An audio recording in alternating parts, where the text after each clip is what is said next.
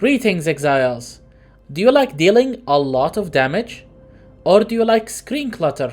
Or maybe, do you like not having to aim whenever you cast something? Well, if you answered yes to any of these questions, then this video is just the thing for you. I have decided to replicate Palsteron CoC Nimis Fireball build and remade it to be faster and better.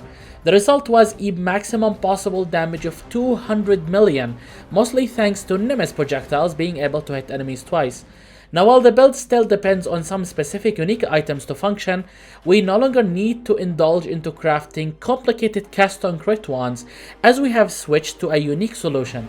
Alrighty then, let's kick it off with our Ascendancy. We are a ranger ascended into a Deadeye. First we go for Gathering Winds. Having Tailwind as a passive buff with 150% increased effect is just amazing.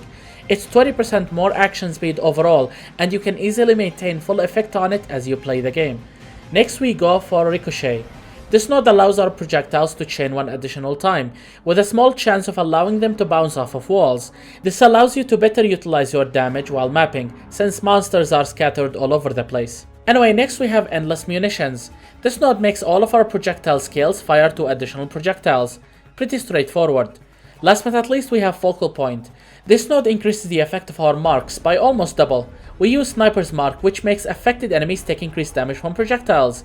This node also allows our mark to proliferate to other enemies when the marked one dies, adding a layer of automation to the build. But with that we are done with our Ascendancy. Now let's take a look at our passive tree. Our tree focuses on life, spell suppression, accuracy, attack speed, crit chance and crit multi, projectile speed and damage, power charges, fire damage, and spell damage. Next we have one large cluster jewel setup. This one adds the following notables: Doriani's Lesson and Cremator. From here we branch off into a medium AoE cluster jewel. This one adds the following notables: Vast Power and Towering Threat. Next, for mastery choices, we have Chance to suppress spell damage is lucky, 15% increased life if our body armor have no life modifiers on it, +3 to the level of all critical support gems, +25 to critical strike multiplier against unique enemies, +50 to maximum life, and fire exposure we inflict further reduces affected enemies' fire resistance by 5. And that was it for our passive tree. Now let's take a look at our items. Remember what I said about not having to craft cast-on-crit weapons for this build? Well, while looking to simplify things, I thought about using Void Battery. The wand has 8% base crit chance for attacks. It also provides massive damage to spells in a power charge stacking build. And power charges scales global crit chance, which is mandatory in cast-on-crit builds. This means that we stack power charges, our attacking skill will get crit capped without us even paying much attention to it. And our triggered spell will get enough damage to rival mirror tier cast-on-crit ones.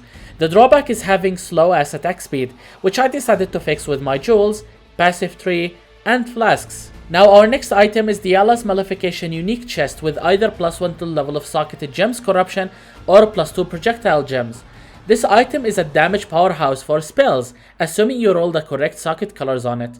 You are looking for 4 red and 2 green sockets. With it we are running level 30 Fireball, and for those who do not know, spells gain massive damage as they level up, unlike attack skills. Anyway, our next item is Ul Netol's Vow unique amulet. This amulet rolls some useful resistances. However, the most important aspect about it is it having a socket and allowing whatever support gem socketed into it to support our main 6-link setup in our chest. This makes this amulet pretty much best in slot for any build that can accommodate one additional support gem. Make sure to anoint your amulet with Overcharge, as it represents the last power charge notable that we couldn't manually afford to allocate on the passive tree. As for what support gem to socket in our amulet, we have Power Charge on crit. Anyway, our next item is a crafted rare helm with +1 to maximum power charge Warlord mod. Aside from that, you are looking for life and as many resistances as you can have. All of that must be crafted on a base that have Petrified Blood, has 45% increased mana reservation efficiency. The best way to craft something like this is to buy the enchanted base, slam it with Warlord Exalted Orb, and then chaos spam it until you get life and +1 to maximum power charges. After that, you lock the prefixes, you reforge crit for crit multi, which is optional, and then exalt slam for resistances, which are common. Next on the list we have Nimis. This is a core item for this build, obviously. It allows your projectiles to return to you at the end of their pathing. This effectively doubles your damage against bosses, assuming you're standing on top of them, which is not impossible. The ring also makes projectiles fire in random directions, which is good for mapping. Anyway, for our second ring, we have a generic precursor emblem with +1 to maximum power charge mod.